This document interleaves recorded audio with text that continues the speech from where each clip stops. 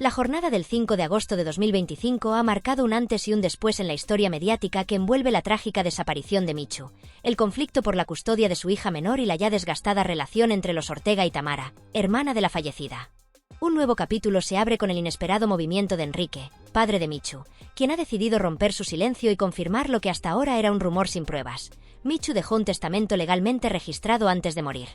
Esta revelación cambia el curso de los acontecimientos y añade un giro imprevisible a una historia que ya de por sí estaba cargada de tensión, dolor y controversia. Las imágenes que lo demuestran ya están en nuestro poder, junto a declaraciones exclusivas y datos inéditos que iremos desgranando a lo largo de este contenido. A esta impactante noticia se suma otro momento de alta carga emocional ocurrido en el plató del programa vespertino Tardear, donde una mujer que en el pasado habría mantenido una relación sentimental con Amador Moedano protagonizó un enfrentamiento sin precedentes con uno de los colaboradores del espacio. Durante la emisión en directo, la tensión escaló rápidamente hasta transformarse en una discusión acalorada, con interrupciones, gritos y un ambiente completamente descontrolado. La invitada, visiblemente alterada, llegó a perder los nervios en varias ocasiones, dejando desconcertado tanto al público como al resto de tertulianos presentes en la mesa. Se vivieron momentos de verdadera incomodidad que generaron un aluvión de comentarios en redes sociales. Volviendo al tema central que ha conmocionado a la audiencia, hay que recordar que hace ya un mes que Michu fue hallada sin vida en su domicilio a los 33 años. Desde entonces, los medios no han dejado de especular sobre las circunstancias de su muerte, y especialmente sobre el destino de su hija menor. Las disputas familiares entre Tamara y la familia Ortega han protagonizado innumerables titulares, con versiones contradictorias sobre quién debería asumir la custodia de la menor. En ese contexto, el hallazgo del certificado de últimas voluntades viene a disipar muchas dudas. Michu, al parecer, fue previsora y firmó un testamento en el que dejó por escrito sus deseos más íntimos y personales. La existencia de este documento fue confirmada en directo por el periodista Tino Torrubiano, quien aseguró que fue Enrique, el padre de la fallecida, quien se puso en contacto con los Ortega recientemente para comunicarles la noticia. Según Torrubiano, el documento fue registrado ante notario y se encuentra en fase de revisión por parte de la familia.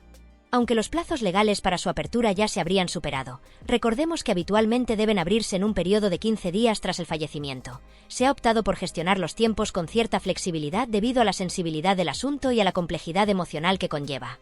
Lo más relevante aquí no es solo que haya testamento, sino lo que dicho documento podría contener: la posible designación de la familia Ortega como tutores legales de la hija de Michu o incluso la cesión de bienes materiales, como su vivienda. Este último punto ha generado especial interés. Durante semanas se ha dicho que el piso en el que fue hallada Michu pertenecía a su padre.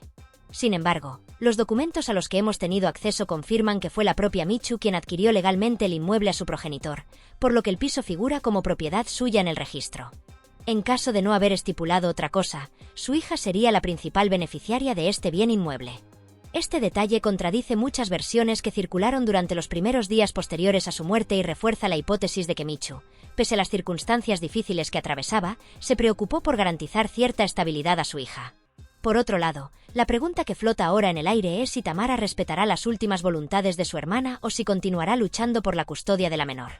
Son muchas las voces que insinúan que detrás de la insistencia de Tamara podrían esconderse intereses económicos, aunque hasta el momento no hay pruebas fehacientes que respalden esa acusación. Sin embargo, si el testamento expresa de forma explícita que Michu deseaba que su hija creciera junto a los Ortega, ¿tendrá Tamara argumentos legales o morales para seguir presionando? ¿O terminará rindiéndose ante lo que muchos consideran la voluntad sagrada de una madre? La conmoción provocada por el fallecimiento de Michu no se limita ya al ámbito familiar ni a los programas de televisión dedicados al corazón. La historia ha traspasado las fronteras del entretenimiento para instalarse de lleno en la conversación pública, donde miles de ciudadanos, usuarios de redes sociales, analistas e incluso figuras públicas han comenzado a reflexionar abiertamente sobre las implicaciones éticas, legales y emocionales de todo lo que está ocurriendo. La aparición de un testamento, cuya existencia ha sido confirmada recientemente, ha reavivado con fuerza el debate social sobre los límites de la legalidad, la legitimidad de las decisiones personales frente a los intereses de terceros y, sobre todo, la necesidad de respetar la última voluntad de una persona fallecida cuando esa voluntad afecta directamente al futuro de una menor. La discusión, que hasta hace apenas unos días se mantenía dentro de círculos mediáticos concretos, ahora circula con fuerza en todas las plataformas posibles.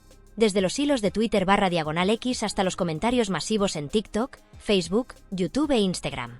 La pregunta que se repite una y otra vez es tan sencilla como poderosa. ¿Debe un documento como un testamento, aunque en algunos aspectos pueda no tener plena validez jurídica o pueda ser impugnado, ser suficiente para poner fin a un conflicto de esta magnitud? Y es que este documento, redactado por Michu y, al parecer, registrado ante notario antes de su muerte, no solo establecería quién debe quedarse con la custodia de su hija, sino también qué hacer con los bienes que deja atrás y cómo deben comportarse las personas más cercanas a ella respecto a su memoria y a la crianza de la niña. Es, en definitiva, un mapa emocional y legal que ella dejó preparado, quizás previendo que su vida podría apagarse antes de tiempo. Y ese gesto, esa previsión tan poco habitual entre personas jóvenes, ha generado una oleada de respeto, pero también de controversia, pues no todos los implicados parecen dispuestos a aceptar sus decisiones. Algunos las rechazan en privado, otros lo hacen públicamente, pero el resultado es el mismo. Un enfrentamiento cada vez más expuesto, más desgastante y más incómodo para una sociedad que empieza a preguntarse cuánto dolor es necesario para que se respete lo más básico. En medio de esta batalla emocional y mediática, los programas que cada tarde analizan esta historia han intentado ofrecer distintas miradas, aunque no siempre lo han logrado con éxito. El caso más reciente ha sido el del programa vespertino Tardear, que en su última emisión vivió un momento de máxima tensión cuando una de sus invitadas, una mujer que, según se dice, mantuvo una relación en el pasado con Amador Moedano, protagonizó un violento enfrentamiento con uno de los colaboradores del espacio. Lo que parecía ser una entrevista más se convirtió en una discusión sin control, cargada de reproches, interrupciones, tonos elevados y gestos de tensión que no pasaron desapercibidos ni para el público presente ni para los miles de espectadores que seguían la emisión en directo. La situación fue tan extrema que la producción del programa se vio obligada a cortar brevemente la señal, algo que rara vez ocurre, y que suele ser indicativo de que lo que se está viviendo supera los márgenes aceptables de una conversación televisiva. Tras el corte, la presentadora intentó retomar el orden, pero la crispación seguía latente en el ambiente. La invitada, visiblemente afectada, tuvo que ser acompañada por parte del equipo de producción fuera del plató, mientras que el colaborador implicado mantenía un gesto serio, sin pronunciar palabra.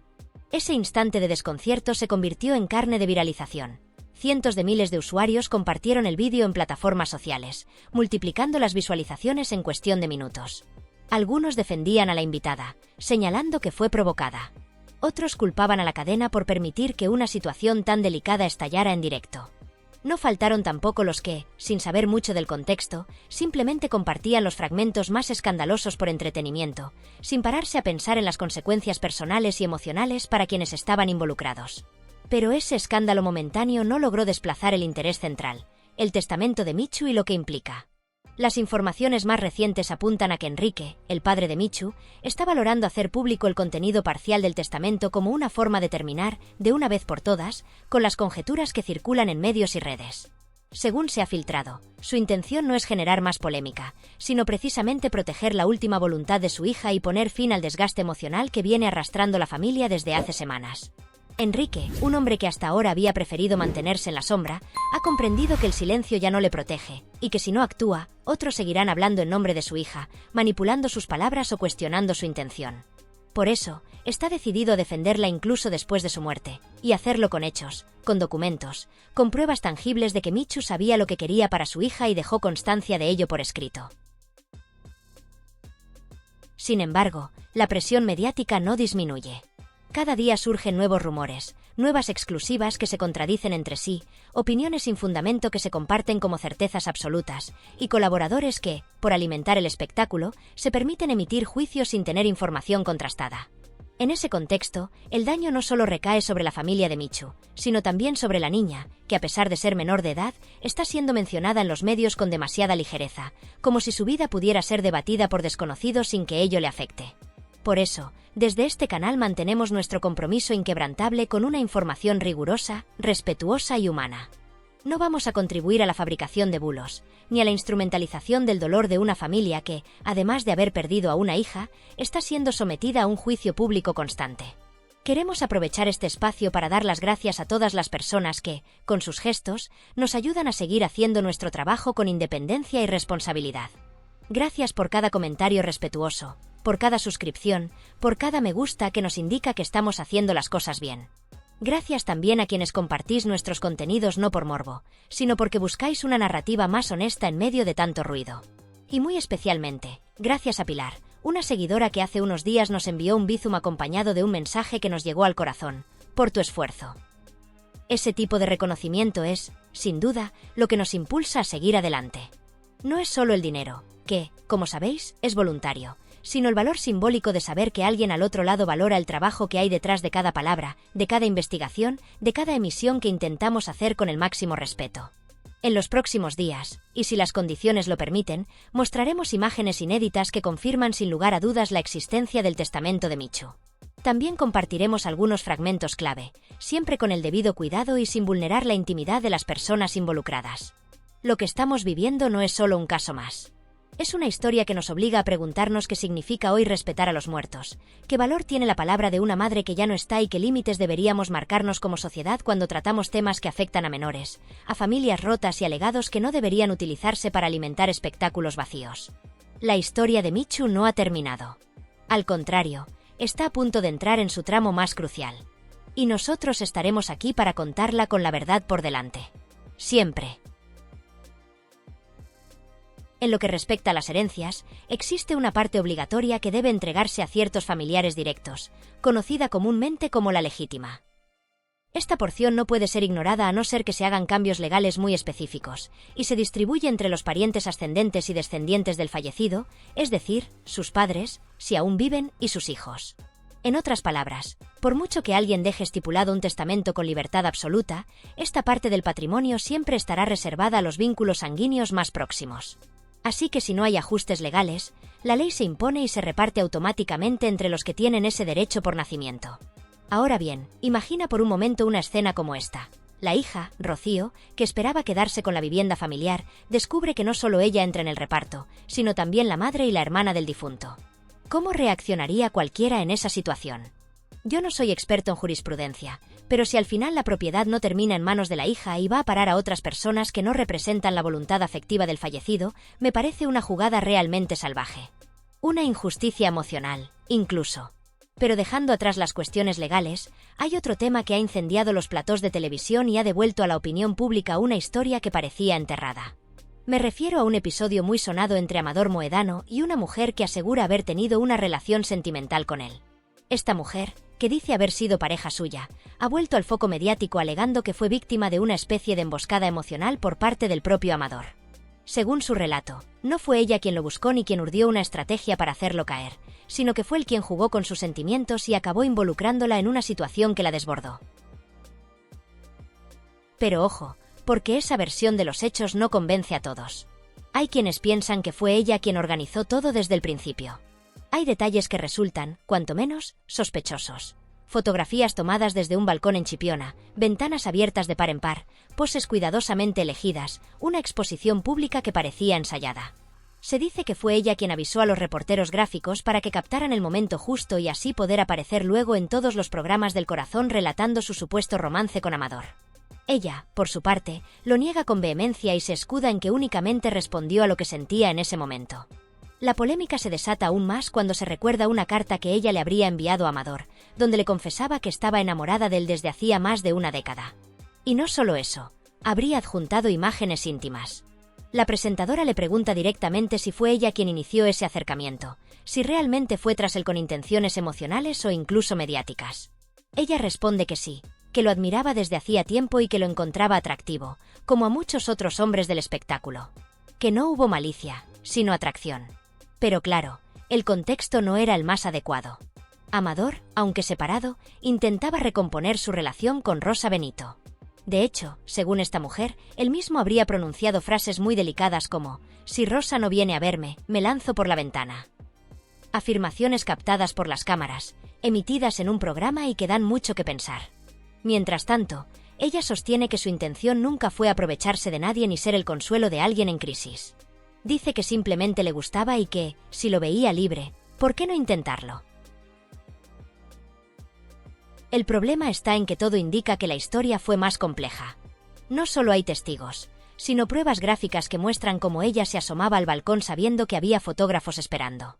Aseguran que fue ella quien pactó con ellos para que captasen el momento en el que aparecía con Amador. Y una vez que las imágenes salieron a la luz, comenzó un recorrido por los distintos programas de televisión, hablando incluso de detalles íntimos, con un tono que muchos consideraron excesivo.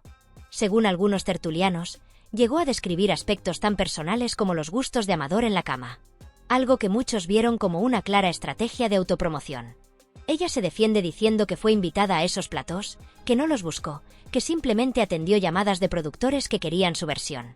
Afirma que no estaba interesada en la fama ni en lucrarse con el escándalo, pero su continua presencia en los medios y su actitud ante las cámaras hacen dudar a muchos. Cuando se le confronta con la idea de que toda la situación fue una trampa orquestada por ella misma, se indigna. Asegura que, si hubo engaño, fue él quien la utilizó. Que ella se sentía involucrada emocionalmente y que actuó desde la honestidad. Pero el cruce de versiones es tal que ya nadie sabe dónde está la verdad. Incluso quienes inicialmente simpatizaban con su relato comienzan a hacerse preguntas incómodas. ¿Realmente era ingenua o sabía perfectamente lo que hacía?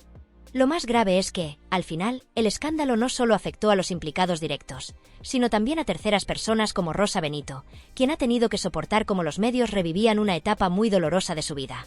Amador, por su parte, ha quedado retratado como alguien débil ante ciertas tentaciones, incapaz de manejar la situación con madurez y preso de una historia que, probablemente, nunca debió salir de lo privado. Todo esto nos deja con una sensación extraña. La mezcla entre justicia familiar por herencias, intereses ocultos y tramas sentimentales que se convierten en espectáculo televisivo. Y lo más preocupante es que muchas veces ya no sabemos si lo que vemos en pantalla es una realidad distorsionada o una telenovela cuidadosamente guionizada. La pregunta final queda en el aire. ¿Hasta qué punto es real lo que nos cuentan, y cuánto de todo esto está diseñado para entretener, aunque sea a costa del sufrimiento ajeno?